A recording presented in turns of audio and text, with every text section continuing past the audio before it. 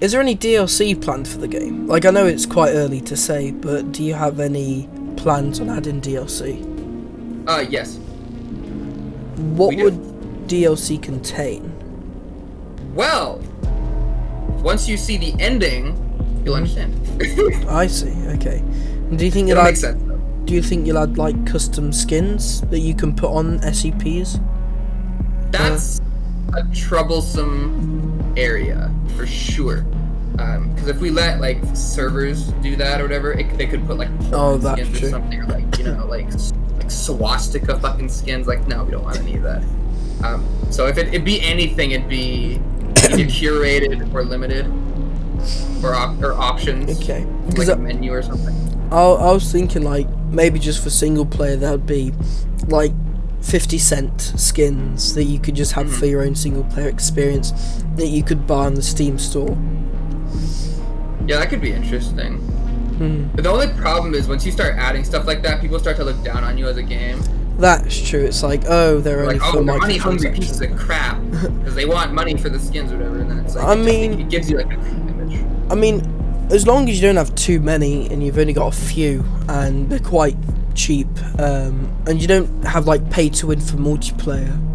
Yeah, that's definitely from anything we do is purely cosmetic. Yeah, I think that would be good because then people can just play it without having to worry of spending too much money on extra stuff like buy this, buy that. Like they can just play the base game. Yeah, like War Thunder. Yeah. That's one of the things that patrons will get. More than likely, some of the tiers who've supported for a long time will probably get custom skins. Yeah, like the hardcore player base. Yes. We'd like to reward them for their sticking around. Okay, so question 18's been answered, and that was question 18 was, now you've said in the past single player is going to be the main focus. Is that still the same, or is that ever going to change? So you've sort of single player always was the main focus, but that doesn't mean we're going to have like a degraded, crappy multiplayer experience.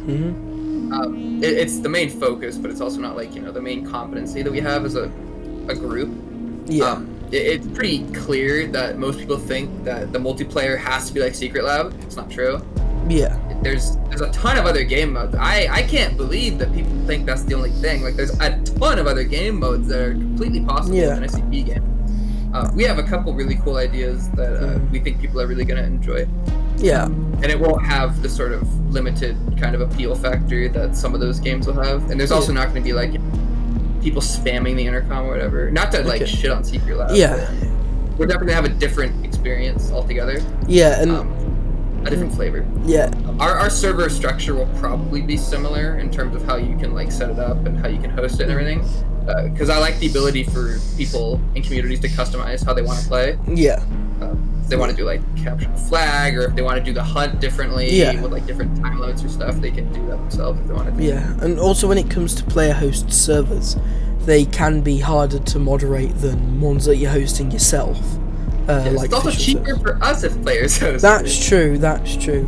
So, a lot cheaper. Staying on the same subject when it comes to player hosted servers, is there going to be a strong verification process? That's the interesting part. So, limiting what the community can and can't do is something I don't personally like, at least a thought of, because I mean, you're limiting kind of what the player base is doing, and I don't like that. I like them to be self-moderated at least. Yeah. And self-managed. I don't want a community like League of Legends, though, that's known for being horrible as a massive game. So the interesting thing about SCP is I've done an aggregate sort of the median age range. It's about 13 to 15 years old. So I mean, in that age range, you're going to get a lot of sort of edgy teenagers or whatever. I don't want to sort of forcefully tell them how they can and can't interact with players. Yeah, because at the end that's gonna sort of provoke them even more. Yeah, I mean, that's up to the server owners, if anything, how they want to sort of manage the community. We have our way of managing the community, at least on the Discord, maybe the Reddit page, that no one uses. So people on there. Nobody ever posts to it, though. Yeah, because... Definitely it's up to the players to kind of shape how they want to be interacted with. Because at the end of the day, you can't exactly control... Like, there's always going to be some toxicity to any community that there is.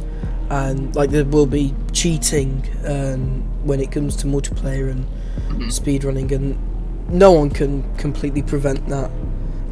No, us being on Unreal makes it a little easier because we can get EAC. Yeah. And it's also not like script kiddies. It's not as easy with Unreal compared to Unity. Yeah. So yeah, it'll be definitely harder for them to cheat.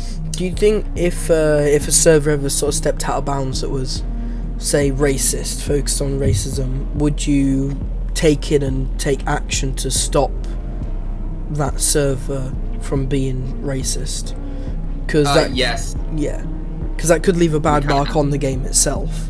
It absolutely could. Well, I mean, if we let that run, yeah, inevitably what would happen is people would start to kind of associate us with, sort of racist tendencies and everything, and they'll make it seem like we're supporting that when we're not. Yeah. So definitely, it's something to be careful with.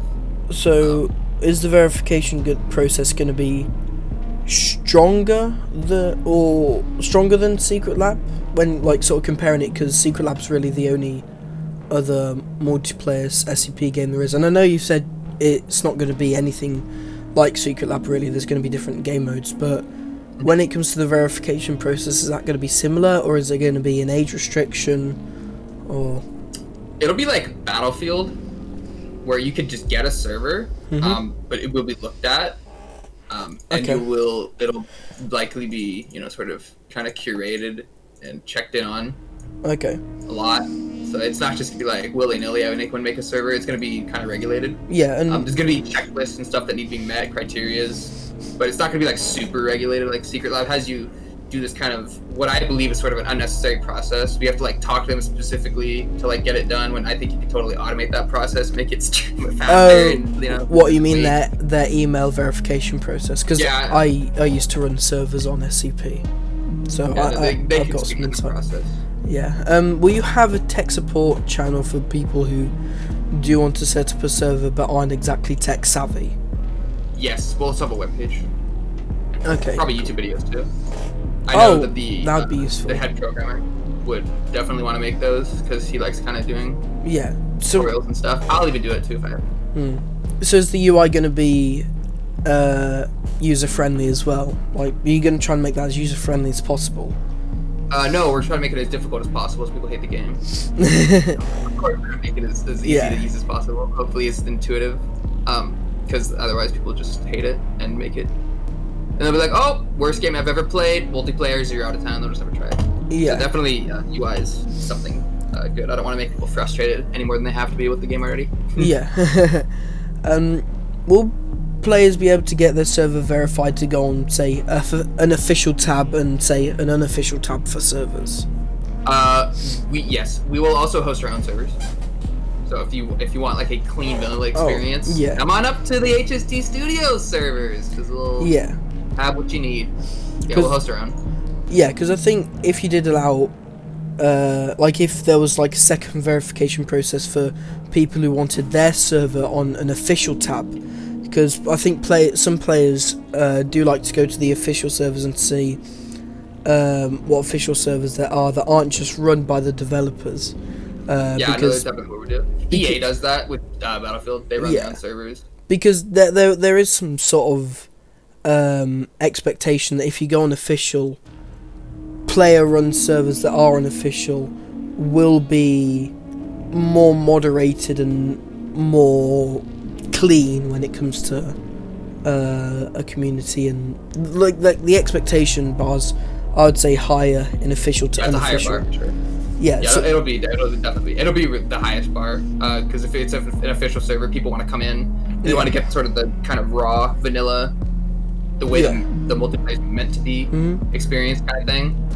So having a crappy server with terrible moderation ever be kind of the face of your game is not what we're trying to do. So would you add a second verification process for players who want to have their server on official, because official does increase population for servers?